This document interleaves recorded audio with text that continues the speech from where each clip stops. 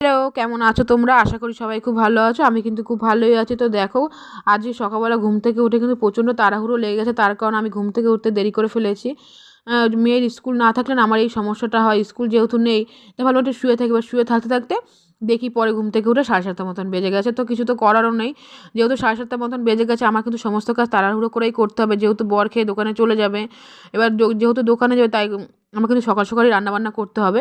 তো সেই কারণে দেখো, উঠোনটা ভালো করে ঝাড় দিয়ে নিয়ে তারপরে ঘরে চলে এসেছি। ঘরে এসে আমি কিন্তু গ্যাসের জায়গাটা ভালো করে মুছে নিয়ে তারপরে কিন্তু ঘরটা মুছে নিলাম। তারপরে এদিকে বরকে বললাম, তুমি একটু ভাতটা বসিয়ে দাও, আমি ততক্ষণে ব্রাশটা করে আসি। তো বর কিন্তু ভাতটা বসিয়ে দিয়েছিল। তো তারপরে আমি এদিকে বর আবার মাছ এনেছে, কী মাছ এনেছে সেটাই দেখছিলাম বসে বসে। তো ভাবলাম যে যেগুলো লাগবে না সেগুলো সব ফ্রিজে ঢুকিয়ে রাখি, আর যেটা লাগবে সেটা বের করে রাখি, ধুয়ে ধুয়ে রাখবো। তারপরে স্নান ধান করে রান্নাটা বসাবো। তো সেই কারণেই দেখো, আমি কিন্তু সমস্ত কিছু ঢেলে ঢেলে রাখছিলাম। তো দেখো, মাছ বাজারের মধ্যে এনেছে আমাদের এই যে চিকেন তো থাকবেই, তার সঙ্গে চিংড়ি মাছ আর এই রুই মাছটা এনেছে। রুই মাছটা না প্রচণ্ড ফ্রেশ ছিল।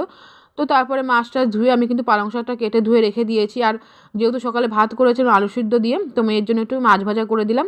ওটাই মেয়ে খাচ্ছ। তার আগে খেলার সময় দেখো অবস্থা, প্রচণ্ড খেলনা ঠেলা সমস্ত কিছু নিয়ে সব বসে পড়েছে খেলার জন্য। আর ভাতটা আমি খাইয়ে দিচ্ছিলাম। তারপরে একটু ডাল ভিজিয়ে রেখে সে ডালের বড়াটা করলাম স্নান